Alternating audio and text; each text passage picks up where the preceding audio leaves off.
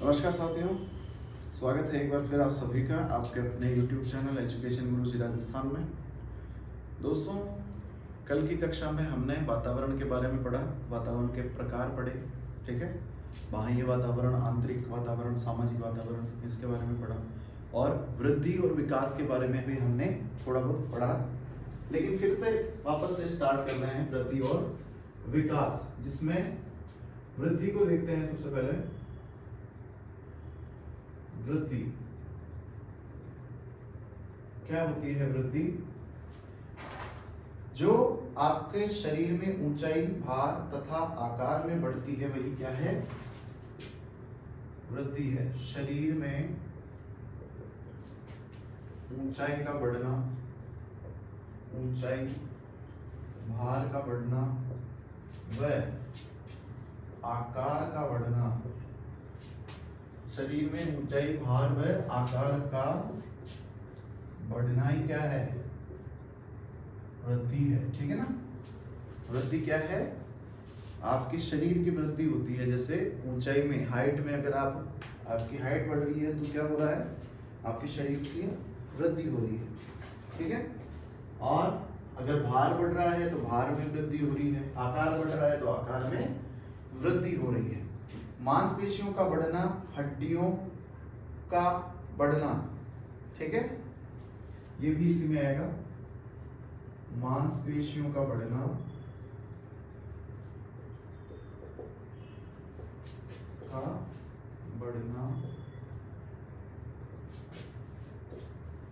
हड्डियों का बढ़ना, ये भी किस में आएगा? वृद्धि के अंतर्गत आएगा। ढांचे का ऊंचाई में बढ़ना, मस्तिष्क का बढ़ना, मस्तिष्क का बढ़ना भी। जैसे आप शुरू में बच्चे रहते हो, जैसे पैदा हुए हो, उस समय जो मस्तिष्क का आकार होता है, और जब आप बड़े हो जाते हो तब मस्तिष्क का जो आकार होता है उसमें क्या होती है? वृद्धि होती रहती है। मस्तिष्क का बढ़ना, बुद्धि का बढ़ना अलग चीज है। मस्तिष्क एक प्रॉपर अंग है आपका, ठीक है ना। और शारीरिक तथा मानसिक क्षमता, नहीं ये नहीं है। फ्रैंक के अनुसार शरीर एवं व्यवहार के किसी पहलू में होने वाले परिवर्तन को अभिवृद्धि कहते हैं। ये फ्रैंक कह रहा है। फ्रैंक का लिख लो, एक बार लिखा हुआ होगा शायद कल का, है ना। हाँ, फिर रहने दो, लिखा हुआ है, छोड़ो से, चलो लिखवा दिया थे। मतलब एक बार ऐसी बात कर लेते हैं कि वापस एक बार जुड़ जाएंगे सब्जेक्ट से। अब बात करें विकास की।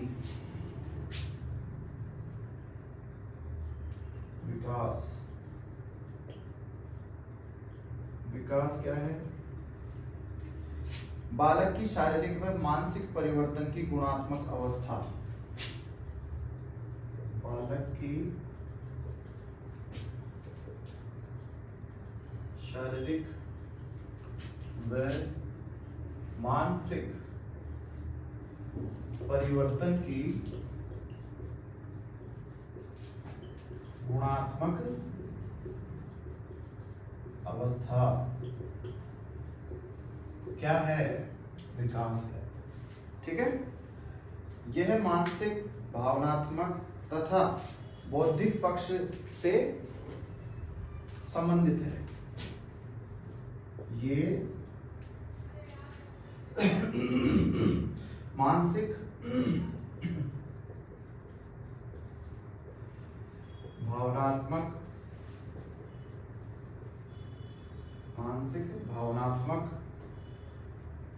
व बौद्धिक पक्ष से संबंधित है।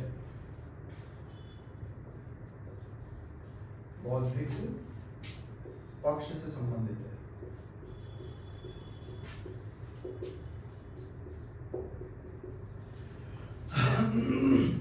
ठीक है। और ये किससे प्रभावित होता है? विकास वातावरण से प्रभावित होता है। प्रभावित होता है, ठीक है। अब विकास के प्रकार पढ़ लिए थे कल। परिपक्वता, सीखना, शारीरिक क्रियाशीलता का विकास और सामाजिक विकास, ये चारों के चारों कल पढ़ लिए थे। बालक के शारीरिक व मानसिक विकास की गुणात्मक परिवर्तन की अवस्था क्या है? परिपक्वता है। ठीक है। सीखना, अनुभव व क्रिया करने से ज्ञान के नए कौशल सीखता है। बालक कोई भी क्रिया करता है, ठीक है, क्रिया के अनुसार करके सीखना ही क्या आ जाता है? अनुभव किया जाता है। जिससे जैसे मान लो कल मैंने बताया भी था आपको कि सीखना मतलब बच्चे को अगर किसी चीज के लिए रोक देते हैं, मना करते हैं, या मान लीजिए जैसे छूकर अनुभव करके, जैसे मान लीजिए कि कोई भी गर्म वस्तु है, बच्चा उसे छुएगा, जैसे ही वो उसे गर्म लगेगी तो उसको क्या होगा? अनुभव होगा कि यह गर्म है, यह वस्तु क्या है? गर्म है। तो बाद में वो उसे नहीं छुएगा, यानी उसको ज्ञान हो जाएगा अनुभव द्वारा सीखना। शारीरिक क्रियाशीलता का विकास, जिसमें संवेग, संज्ञानात्मक तथा सृजनात्मक गुणों का विकास होता है। सामाजिक विकास, सामाजिक गुणों का गुणात्मक परिवर्तन। ये हो गए अपने कल की बात। अब आगे की बात हम करते हैं वृद्धि और विकास को प्रभावित करने वाले कारक, यानी वृद्धि और विकास किस किस चीजों से प्रभावित होते हैं। वृद्धि और विकास को प्रभावित करने वाले कारक, जिसमें पहला आ गया आनुवांशिकता, यानी आनुवांशिकता भी वृद्धि और विकास को प्रभावित करती है। हमने पढ़ा था वंशक्रम में कि वंशक्रम के अनुसार आप में कौन कौन से परिवर्तन देखने को मिलते हैं। अगर आपके पूर्वजों में कोई चीज है वे तो वैसा ही आप में भी होता है। आपके माता पिता में कोई चीज अगर है, बीमारी है, तो वो भी आप में आ जाती है। ठीक है। आनुवांशिकता भी वृद्धि और विकास को प्रभावित करती है। वातावरण, वातावरण भी वृद्धि और विकास को प्रभावित करता है। ठीक है। शारीरिक गतिविधियां, शारीरिक गतिविधियां जैसे खेल कूद हो गया, योग हो गया, एक्सरसाइज वगैरह हो गई, इन सभी चीजों से भी आपके वृद्धि और विकास पर बहुत फर्क पड़ता है। पोषक तत्व हो गए, पोषक तत्व यानी आपके न्यूट्रिएंट्स, जितने भी खाने की चीजें हैं उनमें सही मात्रा में अगर पोषक तत्व आपको नहीं मिलते हैं तो आपका शारीरिक, मानसिक और ये क्या बोलते हैं, शारीरिक और मानसिक विकास होने में दिक्कत हो सकती है। मनोवैज्ञानिक कारक, मनोवैज्ञानिक कारक भी वृद्धि और विकास को प्रभावित करते हैं। संस्कृति व खान पान, खान पान आपका अगर सही है तो आपका अच्छा विकास, अच्छी वृद्धि होगी। अदरवाइज जैसा आपका खान पान होगा वैसी ही आपकी वृद्धि और विकास होगा। प्रदूषण, प्रदूषण भी इस पर बहुत ज्यादा प्रभाव डालता है वृद्धि और विकास पर। अगर आप स्वच्छ वातावरण में रह रहे हो तो आपका अच्छा विकास होगा। ठीक है। और अगर प्रदूषित जगह पे रह रहे हो तो उसी तरीके से फिर आपका विकास होगा, कम हाइट होना, बीमारियां होना। ठीक है। बीमारी, अगर आप में कोई किसी चीज, कोई भी बीमारी हो गई है तो आप में फिर विकास कम होगा। जैसे मान लीजिए किसी भी बच्चे में कोई सा भी, जैसे मान लीजिए कि मधुमेह है, डायबिटीज है, तो उसमें फिर शरीर का विकास उस तरीके से नहीं हो पाएगा जिस तरीके से एक आम बच्चे का, सामान्य बालक का होगा। ठीक है। रीति रिवाज, रीति रिवाजों का भी इसके ऊपर असर पड़ता है, वृद्धि और विकास के ऊपर। ठीक है। अब अगला टॉपिक है वृद्धि और विकास का महत्व एवं आवश्यकताएं। वृद्धि एवं विकास का महत्व क्या है और इसकी आवश्यकताएं क्यों हैं। ठीक है। पहला लिखिए, खिलाड़ियों की क्षमताओं व योग्यताओं में बढ़ोतरी। ठीक है। इससे क्या होता है, खिलाड़ियों की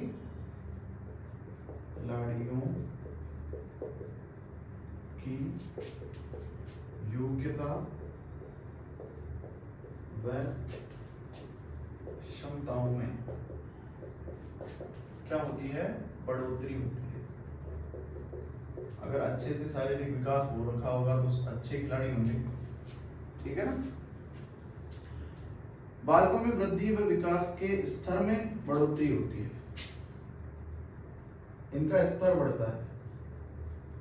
वृद्धि और एवं विकास, वृद्धि और विकास के स्तर में बढ़ोतरी। बढ़ोतरी, यानी वृद्धि और अगर विकास सही तरीके से हो रहा है तो वो और अच्छे तरीके से होगा। ठीक है। समस्याओं का निराकरण होता है, समस्याओं का निराकरण,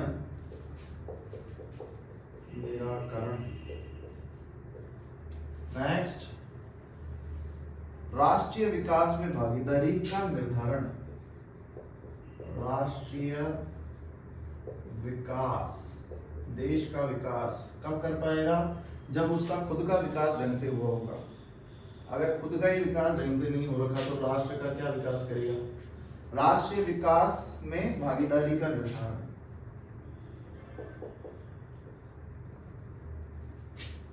भागीदारी का निर्धारण, ठीक है ना। तो ये महत्व और आवश्यकता है। अब इसके सिद्धांत पढ़ लेते हैं। वृद्धि एवं विकास के सिद्धांत, वृद्धि एवं विकास के सिद्धांत। इसमें पहला सिद्धांत आता है निरंतरता का सिद्धांत। लिख लीजिए, पहला सिद्धांत है निरंतरता का सिद्धांत। निरंतरता, रेगुलरिटी का सिद्धांत। ये सिद्धांत क्या कहता है कि वृद्धि हो या विकास हो, दोनों चीजें एकदम से नहीं होती है। यानी जैसे मान लीजिए बच्चा एकदम से बड़ा हो गया, नहीं, वो धीरे धीरे और रेगुलर, निरंतर चलती रहेगी। समझ में आ रही है ना? यानी कोई भी, या तो कोई भी देख लो, चाहे वृद्धि ले लो या विकास ले लो, दोनों में से कोई भी ऐसी नहीं है कि एकदम से हो गया, जैसे बड़ा हो गया, छोटा बच्चा है एकदम से बड़ा हो गया, ऐसा नहीं होगा। क्योंकि ये क्या है? धीमे धीमे और निरंतर चलने वाली प्रक्रिया है। ठीक है ना। तो इसमें लिखते हैं व्यक्ति में कोई आकस्मिक परिवर्तन नहीं होता, व्यक्ति में कोई आकस्मिक परिवर्तन नहीं होता। ठीक है, नहीं होता है। विकास की प्रक्रिया बिना रुके, विकास की प्रक्रिया बिना रुके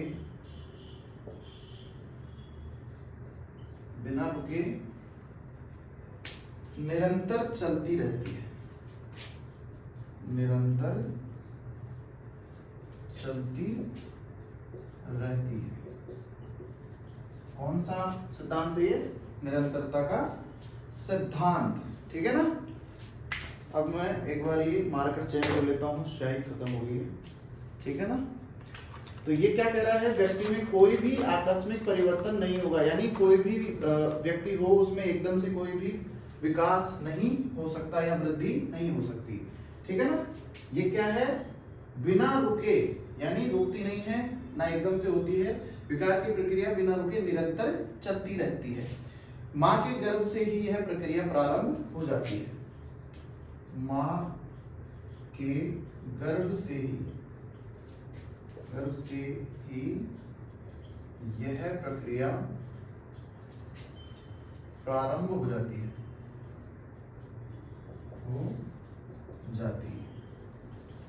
ठीक है ना। जब आप माँ के पेट में आते हो तभी से आपका विकास होना शुरू हो जाता है, और जब तक आप मर नहीं जाते हो तब तक आपका विकास होता रहता है। ठीक है ना। और मृत्यु तक चलती रहती है, और मृत्यु तक चलती रहती है, चलती है। ठीक है। नेक्स्ट है विकास क्रम का सिद्धांत। ठीक है। अगला सिद्धांत कौन सा है? विकास क्रम का सिद्धांत। ये सिद्धांत क्या कह रहा है इस सिद्धांत में गामक एवं भाषा विकास एक निश्चित क्रम में होता है। गामक एवं भाषा का विकास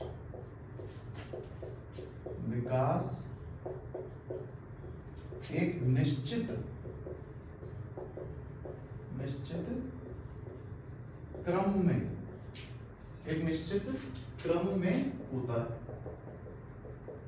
ऐसा नहीं कि पहले कम हो गया फिर ज्यादा हो गया फिर एकदम से कम हो गया, ऐसा नहीं, बिल्कुल क्रम में। ठीक है, जैसे भाषा के विकास में बालक पहले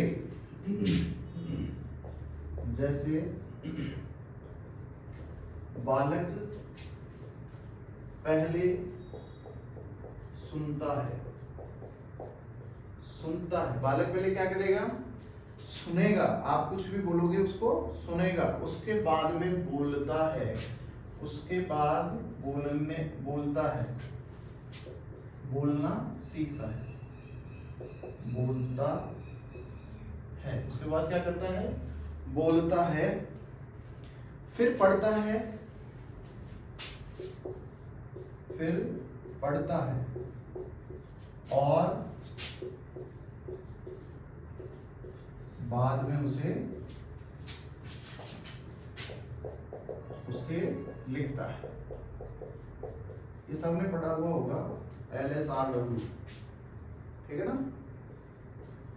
लिखता है, इसको ता है कर लेना, जिसको LSR और W, लिसन, ठीक है ना? लिसन। फिर बोलने को क्या बोलते हैं? स्पीक। फिर रीड, और उसके बाद में राइट। ठीक है ना? ये 4 चरण होते हैं बालक को भाषा का ज्ञान करवाने के लिए। ऐसे ही जब बालक में गर्भ में होता है, बालक जब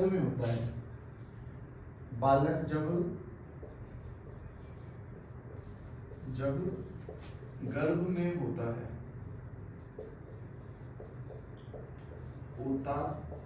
है, तो पहले गर्भावस्था,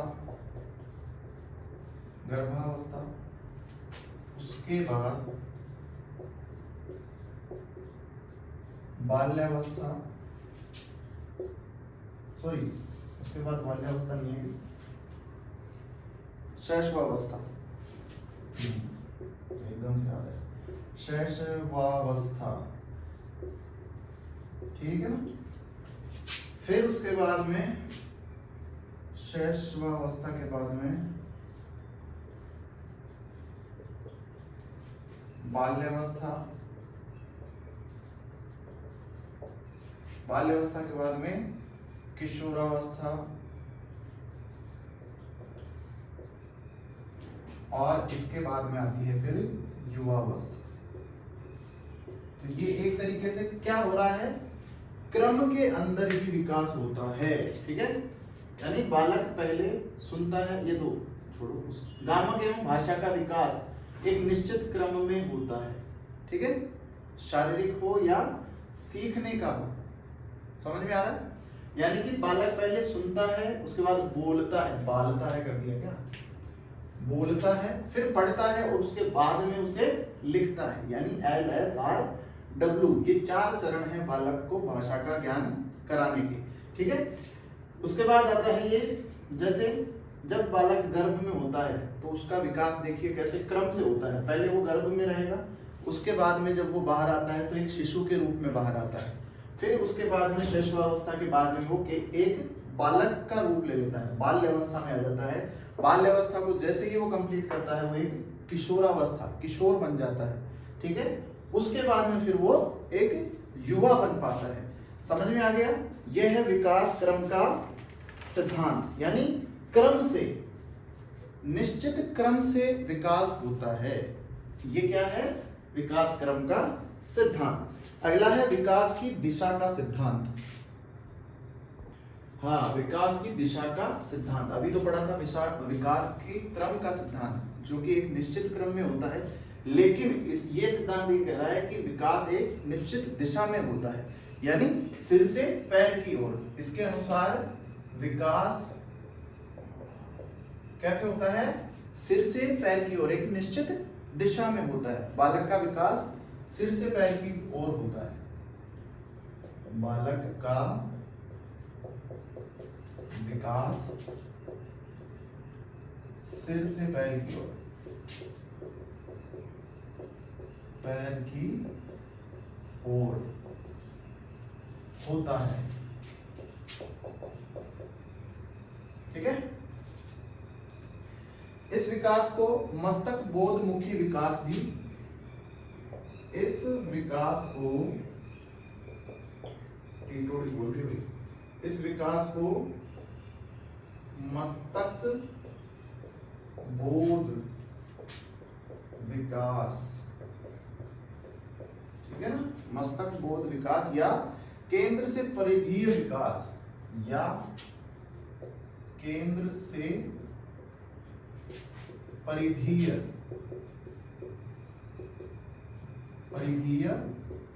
विकास भी कहते हैं। ठीक है। जैसे सबसे पहले बालक क्या करता है? सबसे पहले बालक जब पैदा होता है तो सबसे पहले सिर को हिलाना सीखता है। ठीक है ना। उसके बाद में सिर को उठाना सीखता है और फिर उसके बाद वो बैठना सीखता है। अगला जो विकास का सिद्धांत है वो है समान प्रतिमान का सिद्धांत। समान प्रतिमान का सिद्धांत। ये सिद्धांत क्या कहता है? इसके अनुसार सभी प्राणियों का विकास समान रूप में होता है। ठीक है ना। इसके अनुसार सभी प्राणियों का विकास शारीरिक,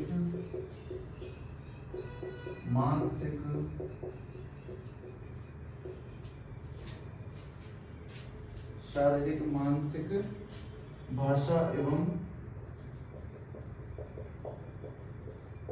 एवं संवेगात्मक विकास समान रूप में होता है। ठीक है ना। ये हो गया समान प्रतिमान का सिद्धांत। अगला है वंशानुक्रम व वातावरण की अंतःक्रिया का सिद्धांत। पांचवा, वंशानुक्रम व वातावरण की अंतःक्रिया का सिद्धांत। क्रिया का सिद्धांत।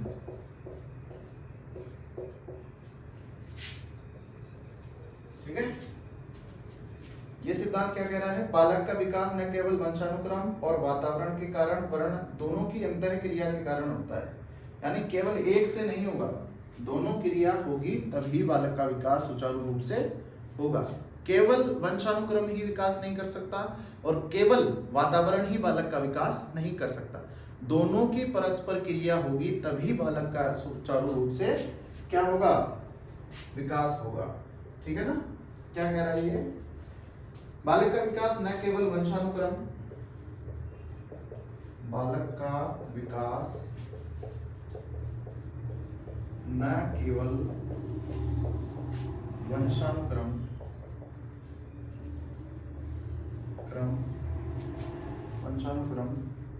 और वातावरण के कारण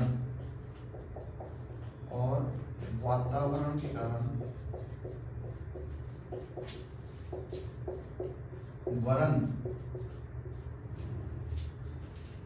दोनों की अंतःक्रिया के कारण होता है। दोनों की अंतःक्रिया क्रिया के कारण होता है। ठीक है। जैसे परिवार में छोटा बच्चा अपने से बड़ों को देखकर, सुनकर व अनुकरण करते हुए सीखता है। किसी भी परिवार में छोटा बच्चा है तो आपको देख देख कर ही वो सीखता है, बोलना, चलना, हंसना, कूदना, खाना। बच्चा खाना भी आपको, जैसे आप बैठ के खाना खाते हो तो वैसे ही बच्चा भी आपको देख रहा है तो वो सीख रहा है, अनुकरण कर रहा है, आपकी नकल कर रहा है। ठीक है ना। हाँ, अगला है व्यक्तिक भिन्नता का सिद्धांत। व्यक्तिक भिन्नता का सिद्धांत।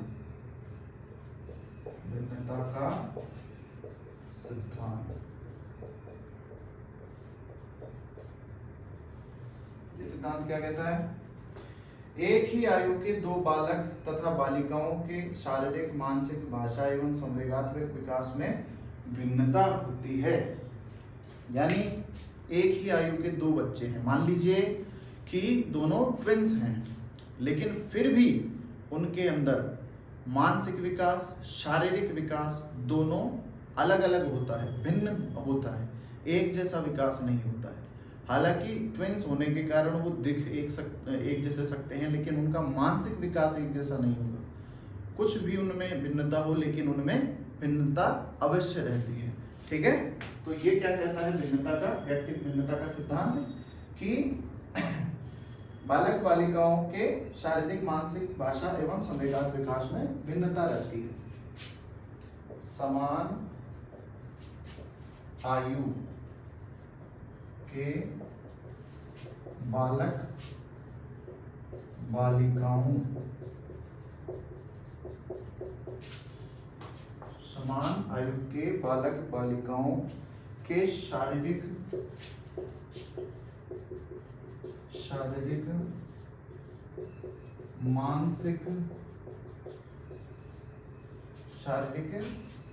मानसिक, भाषा, बोलने का तरीका, भाषा एवं संवेगात्मक विकास, संवेगात्मक विकास। एक क्रोधित रहता है हमेशा, एक शांत रहता है। विकास भिन्न होता है। ठीक है। ये हो गया व्यक्तिगत भिन्नता का सिद्धांत। अब है अगला परस्पर संबंध का सिद्धांत। अगला विकास है परस्पर संबंध का विकास। परस्पर संबंध का विकास।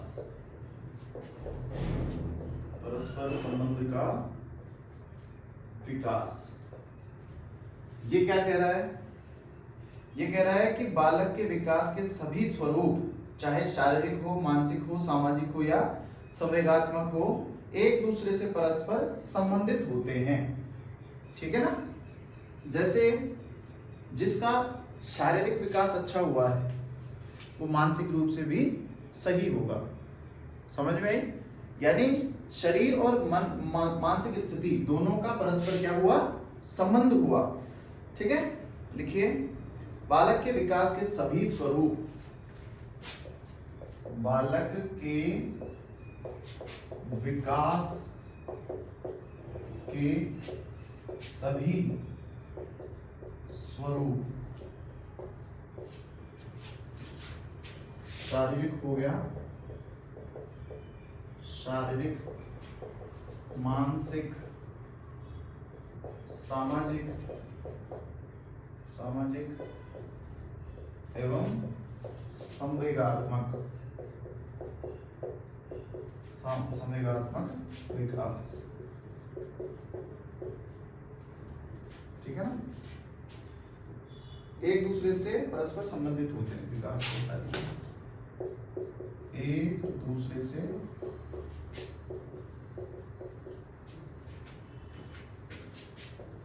परस्पर संबंधित होते हैं।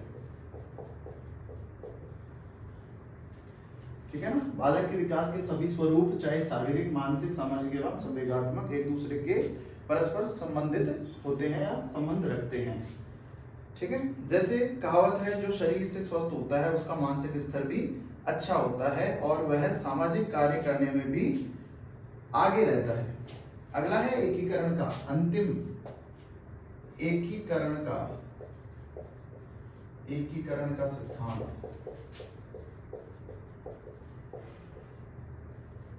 ठीक है ना। एकीकरण का सिद्धांत है, इसके अनुसार बालक पहले अपूर्ण अंगों को तथा फिर अंगों के भागों को चलाना सीखता है। ठीक है, इतना ही है ये। इसके अनुसार बालक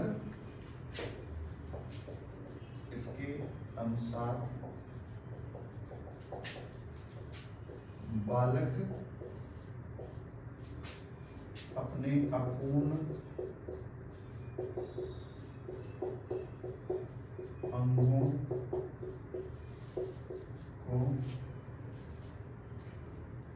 तथा फिर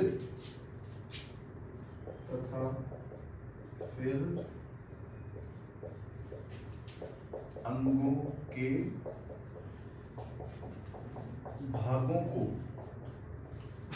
चलाना सीखता है। ठीक है, जैसे छोटा बच्चा 2-4 दिन, 5 दिन, 15 दिन का बच्चा मान लीजिए, सबसे पहले अपने आंखों पे नियंत्रण करना सीखता है। पहले तो उसकी आंखें ही नियंत्रित नहीं रहती हैं, फिर जाके वो 15-20 दिन बाद में आंखों पर नियंत्रण पाता है, महीने भर बाद में। यानी आप अगर ऐसे करोगे फिर वो आंखों पे नियंत्रित करता है, मतलब एकाग्र हो जाता है। फिर उसके बाद में वो अपने ही हाथ की, यानी हाथ उसका अंग हो गया, उसके भागों को, पहले तो हाथ को देखता है ऐसे ऐसे, फिर उसके भाग उंगलियों को चलाना सीखता है, फिर हाथ को इधर उधर करना सीखता है, फिर गर्दन को हिलाता है, बैठना सीखता है। तो यही क्या है, एकीकरण का सिद्धांत। इसमें क्या करता है बालक, सबसे पहले अपने अपूर्ण अंग जो कि पूर्ण नहीं है, जैसे मान लीजिए हाथ, इसको देखता है, फिर इसके अंगों को चलाना सीखता है, उंगलियों को चलाना सीखता है। ठीक है, यह है एकीकरण का सिद्धांत। तो ये वृद्धि और विकास के सिद्धांत थे जो आज हमने पढ़े हैं। ठीक है, अगली क्लास में हम इसके प्रकार पढ़ेंगे। ठीक है, अवस्थाएं पढ़ेंगे, वृद्धि और विकास की अवस्थाएं, जिसमें गर्भावस्था, शैशवावस्था, बाल्यावस्था और किशोरावस्था, ये 4 अवस्थाएं हैं। इनको हम एक एक करके पढ़ेंगे। ये होगा अपना अगली कक्षा में। ठीक है, यानी कल। तब तक के लिए सभी को नमस्कार। अगर वीडियो पसंद आया हो तो ज़्यादा से ज़्यादा दोस्तों को शेयर कीजिए, चैनल को सब्सक्राइब करके उस ऑल वाले बटन को दबा दीजिए। ठीक है, ताकि आपको समय पर कक्षाएं सुचारू रूप से मिलती रहें। मिलते हैं अगली कक्षा में, तब तक के लिए जय श्री राम, राधे राधे।